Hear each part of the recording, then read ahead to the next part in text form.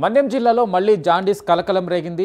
Kurupam Eklavya model residential స్కూల్లో విద్యార్థులకు సిబ్బంది టెస్టులు నిర్వహించారు. 360 మందికి టెస్టులు చేయగా సుమారు 30 మందికి జాండీస్ సోకింది. కేజీహెచ్లో 2కి, పార్వతీపురం జిల్లా కేంద్ర ఆసుపత్రిలో 17 మందికి, కురుపాంలో 4కి చికిత్స అందిస్తున్నారు.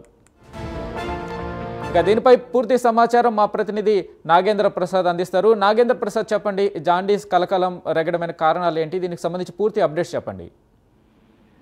Thank you Venkat. ప్రధానంగా మనం చూసినట్లయితే పార్వతీపురం మన్యం జిల్లాలో కురుపాం హెడ్ క్వార్టర్, కురుపాం నియోజకవర్గ జిల్లా కేంద్రంలో, మండల కేంద్రంలోనే గిరిజన సంక్షేమ పాఠశాలలో ఇప్పటికే ప్రస్తుతమైనటువంటి జాండీస్ లక్షణాలతో విద్యార్థులు బాలికలకు రావడం జరిగింది. 2 బాలికలు చనిపోవడం కూడా జరిగింది. సంగతి కూడా మనకు తెలిసిందే.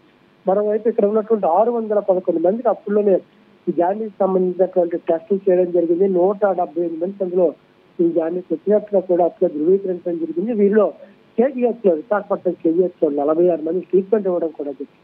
అలాగే పార్వతీపురం ఏరియా ఆసుపత్రిలో కూడా 74 మందికి ఇప్పటికీ కూడా చికిత్స అందిస్తున్న పరిస్థితి. మొత్తం మీద ఇప్పటివరకు చూసినట్లయితే ఈ పార్వతీపురం మంది 58 మంది విద్యార్థులు కోలుకుని ఇళ్లకు వెళ్లే పరిస్థితి కూడా ఉంది.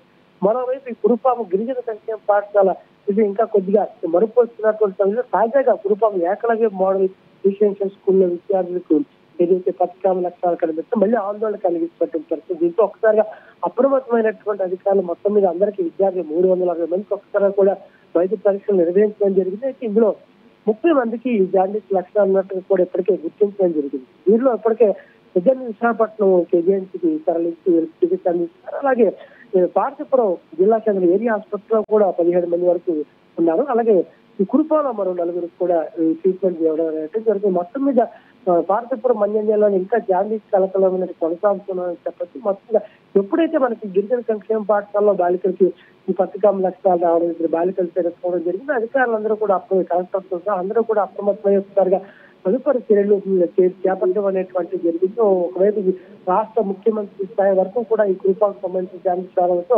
అధికారులందరూ కూడా అప్రమత్తం చేయడం జరిగింది. మరోవైపు విపక్ష నాయకులు కానీ అధికార పక్ష నాయకులు కానీ వచ్చి ఇక్కడ విద్యార్థులు అడగడం, వాళ్ళ పరామర్శ వివరాలు తెలుసుకోవడం కూడా జరుగుతుంది. మొత్తం మీద ఇప్పుడు ఏదైతే మనం ఏకలవ్య మోడల్స్ చూస్తే వాళ్ళకి కూడా ట్రీట్మెంట్ అందుతున్నటువంటి పరిస్థితి. మొత్తం మీద 30 మందికి జాండీస్ వచ్చినట్లుగా తెలుస్తుంది.